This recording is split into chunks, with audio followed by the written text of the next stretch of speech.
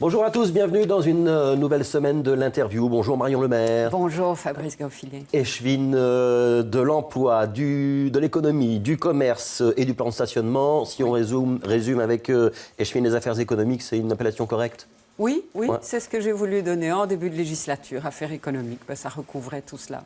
Alors, à Bruxelles, les commerces doivent être ouverts le dimanche ? Ils ne doivent pas. Il y a la loi concernant le repos hebdomadaire qui est d'application et à laquelle la ville n'a pas demandé de dérogation en tant que zone touristique.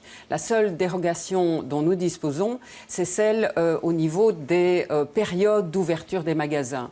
Ces deux lois de 1973 ont été fusionnées en une seule en 2006 par la ministre Laruelle et donc nous devons réintroduire un dossier au prochain gouvernement fédéral, demandant la reconnaissance comme zone touristique dans un périmètre donné de la dérogation au repos hebdomadaire. Alors je vous pose cette question parce que vous avez accordé un interview au journal Le Soir, c'était samedi, dans lequel vous annoncez que vous allez faire quand même cette demande de dérogation. Ça voudra dire que dans une partie de Bruxelles, on pourra ouvrir les commerces 7 jours sur 7 ? Mais ça voudra dire qu'on prépare un dossier et la préparation du dossier veut dire consultation.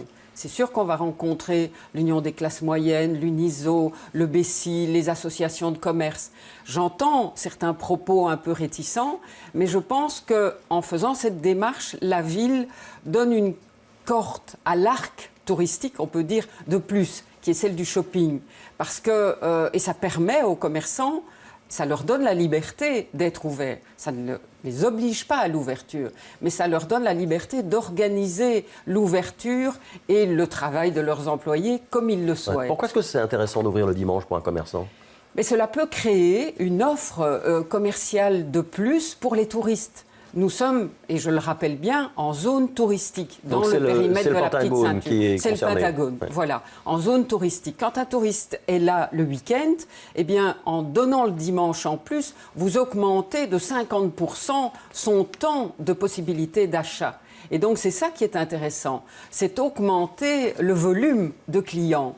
Vous créez aussi une attractivité commerciale de plus dans le centre-ville, parce qu'avouez, en ce moment, le dimanche, c'est un peu tristounet quand même. Quand on se balade, bon, il y a des poubelles, il y a moyen de faire plutôt du léger. On est déjà en zone touristique, donc il y a déjà des dérogations possibles. Il y a 15 dimanches par an où c'est possible. On les prend déjà. On les prend déjà. Ça suffit pas. En début d'année, donc j'introduis au collège, sur base d'un des articles de cette loi de 2006, une dérogation pour 15 jours par an, et ça colle plus ou moins aux braderies, et ce n'est pas forcément dans le périmètre touristique. Je pense notamment à la rue Marie-Christine. Et donc ça, c'est pour les périodes de fête ou voilà, choses de ce genre-là. On peut garder cela en plus, puisque là, cela permet l'ouverture en dehors aussi de zones touristiques. Ouais. Mais je pense que comme l'a fait Liège, comme l'a fait Mons, Courtrai et là maintenant Anvers, je ne comprends pas que la ville de Bruxelles ne soit pas reconnue comme zone touristique au terme du repos hebdomadaire. Ouais. Qu'est-ce que vous répondez à ceux qui disent « Oui, mais attendez, si le Pentagone est reconnu comme zone touristique, ça va inciter les commerçants à ouvrir le dimanche et ça va poser un problème pour les salariés pour le repos hebdomadaire ». Mais je pense qu'on crée une offre d'emploi complémentaire. Je pense que c'est là le redéploiement économique d'une ville. C'est avoir le souci d'augmenter l'offre commerciale, donc d'augmenter la zone de chalandise aussi. C'est-à-dire que les clients viendront aussi de l'extérieur de la ville de Bruxelles pour redécouvrir la ville le dimanche autrement, alors qu'ils n'y venaient plus. Donc vous augmentez les clients, donc vous augmentez la capacité d'embauche et le chiffre d'affaires. Est-ce que c'est vrai aussi pour un tout petit commerce où il y a une ou deux personnes ? Mais le commerçant peut s'arranger. Et donc, ce qu'il faut faire, c'est l'aider au niveau de la promotion.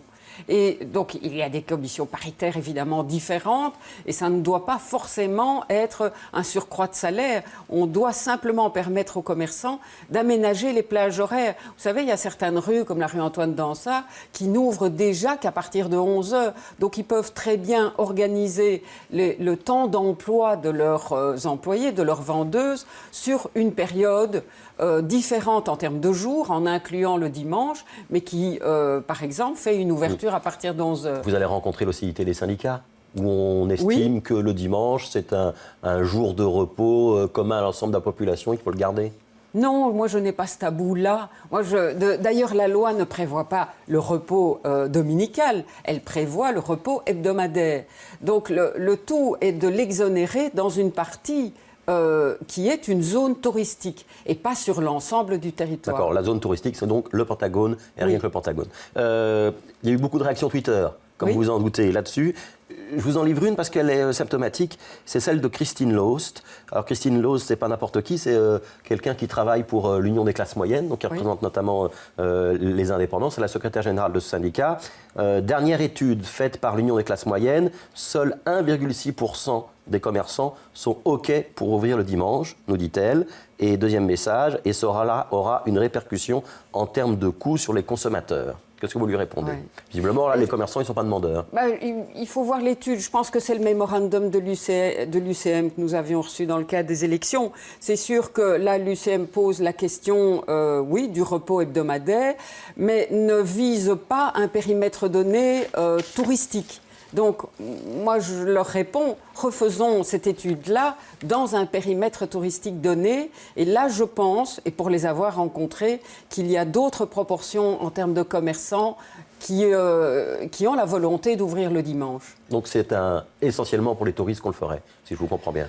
Pour les touristes, mais aussi pour les Bruxellois et les visiteurs d'un jour. Je pense à la périphérie, par exemple, de Bruxelles. Mais donc ça veut dire que l'alimentation, la distribution vont pouvoir s'engouffrer dans la brèche?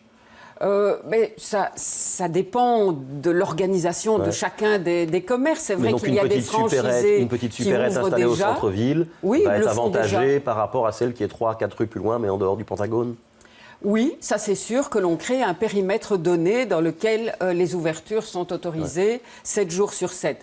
À noter qu'il y en a déjà qui le font et qui sont complètement en contravention de la loi. Je pense qu'il y a une forme d'hypocrisie en ce moment et que ce n'est pas bon non plus quand il existe une loi, qu'elle n'est pas respectée et qu'il n'y a pas de sanction. Alors il faut la faire évoluer ou il faut justement faire correspondre la réalité économique avec précisément la loi, soit en faisant évoluer la loi, soit en l'appliquant. Alors, une dernière question sur le sujet. Vous allez donc travailler sur une dérogation. Oui. Vous l'introduisez auprès du gouvernement fédéral. On attend que le prochain gouvernement soit installé. Oui. Après, il y a 75 jours, je crois, de délai. Voilà. Ça veut dire qu'on a une réponse pour les fêtes de fin d'année? On peut, voilà, c'est un peu le timing que je me fixe parce que préparer le dossier, le présenter, ça veut dire aussi la consultation, comme je vous l'ai dit, c'est rencontrer, voir si ce périmètre-là convient, s'il faut peut-être inclure un autre périmètre. Et je pense par exemple au plateau du Heysel. Tout cela fera l'objet de la consultation, préparation du dossier, dépôt sur le bureau du prochain ministre des classes moyennes. Alors, autre dossier, le Centre Monnaie. Il y a un permis qui a été déposé pour faire 2 étages de plus. Ça représenterait 20-25 commerces de plus? Non, c'est 13 000 mètres carrés de commerce sur le socle, donc rez-de-chaussée et premier. Ce sont les AG Real Estate qui sont des propriétaires privés de cet ensemble, qui portent ce projet, qui ont introduit ce permis socio-économique encore sous l'ancienne législation fédérale, avant la régionalisation de ce qu'on a appelé la loi IKEA, et que le collège a autorisé. Donc le permis a été délivré par le collège. Donc ça va faire des commerces supplémentaires au centre-ville? Oui, certainement. Alors qu'on sait et de l'emploi aussi. On sait que ça marche moyen, les commerces au centre-ville, qu'on se pose beaucoup de questions, rue Neuve, qu'on craint un petit peu l'arrivée de Néo et de la concurrence que ça pourrait représenter. Il y a de la place pour le Centre Monnaie? Oui, tout à fait. Et c'est pour combattre cette sinistrose ou ce défaitisme que précisément la ville a lancé ce grand projet de redéploiement économique au départ de la place de Brouckère jusqu'à Fontenasse, la rénovation de la rue Neuve aussi. Et vous voyez que le privé fait confiance, puisque le privé investit dans ce qui est actuellement un chancre commercial pour le réaffecter à du commerce. Est-ce que vous avez suivi la décision de l'UEFA à Genève la semaine dernière? Oui, c'est plus le dossier de mon collègue Alain Courtois et aussi du bourgmestre. Ça, c'est une bonne nouvelle pour Bruxelles. C'est une bonne nouvelle et je pense que ça participe aussi à cette nouvelle image de la ville de Bruxelles, résolument optimiste et qui porte des dossiers qui réussissent. Ouais, on sera prêt pour 2020? Oui, je pense bien. Le stade sera là. La ville doit se prononcer dans les prochains mois sur les 3 projets entrés par 3 consortiums et ça va suivre son cours. Ouais. Oui, Il y aura des je commerces. pense que c'est sur la bonne voie. Il y aura des commerces dans Non, le c'est futur pas stade. c'est pas le but. C'est un stade. Il sera connecté au plateau du Heysel où il y aura des commerces. Il y aura Néo, Il faudra bien en prévoir le parking. Alors c'est la question que j'allais Suffisamment vous de poser. parking. Ouais. Comment on va faire pour absorber l'équivalent parking du parking C? Voilà, c'est tout l'enjeu. Il faudra une offre parking équivalente, complémentaire, qu'elle soit en sous-sol ou en silo, mais ça fait partie du dossier.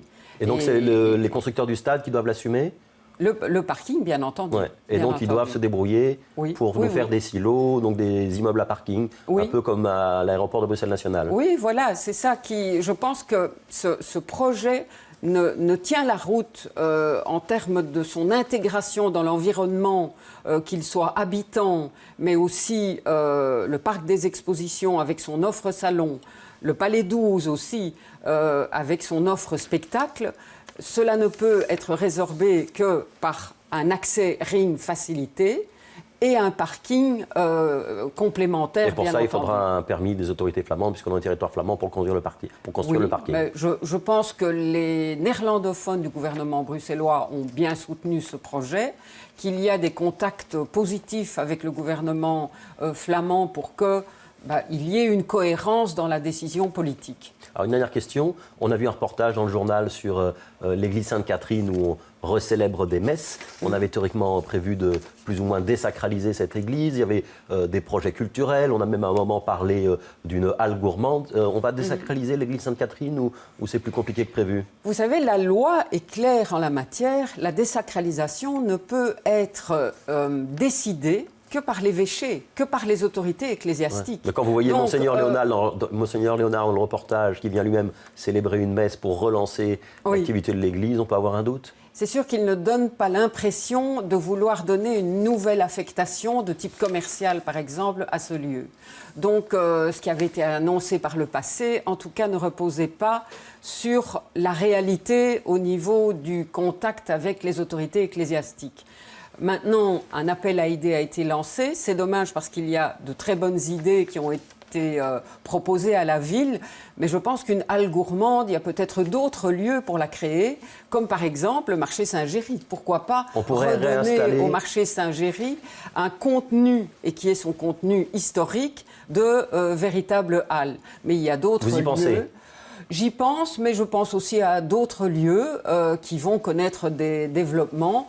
Que ce soit Tour et Taxi ou ailleurs, qui pourraient... Mais il faudra une halle gourmande quelque part dans Bruxelles. Oui, je pense qu'il y a un créneau là qui n'est pas occupé et qui est à destination à la fois des grossistes et d'une clientèle particulière. Et il faut peut-être relancer aussi cette réflexion-là parce qu'elle est insuffisamment desservie, que ce soit à l'égard de l'ORECA, à l'égard d'une clientèle qui est en demande de cela et des professionnels. Merci Marion Le Maire d'avoir été l'invité de l'interview. 18h le journal, 18h20 le sport, Arnaud de Spiegelard. Vous aimez le rock ? Plutôt, allez, rendez-vous 18h30. Les années 60 que récemment. Peut-être, on verra. 18h30, on verra le programme de Pierre Baudot. C'est le lundi d'un 2, 3, 4 cette semaine. Bonne journée à tous.